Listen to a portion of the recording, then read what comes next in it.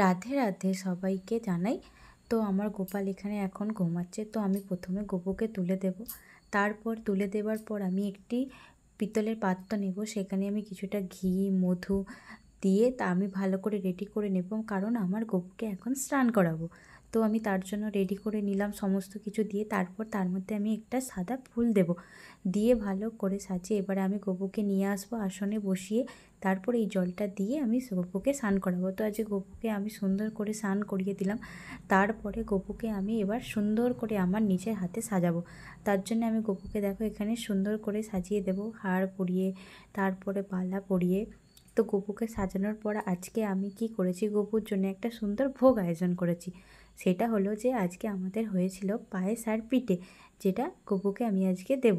তো তারপরে কি করলাম, রেডি হয়ে গেছে, দেওয়ার পরে আমি আজকে আমার হাতে আমার গপু সোনাকে খাইয়ে দিলাম। তো তোমাদের যদি ভিডিওটা ভালো লেগে থাকে তাহলে একটা লাইক শেয়ার সাবস্ক্রাইব করে দিও।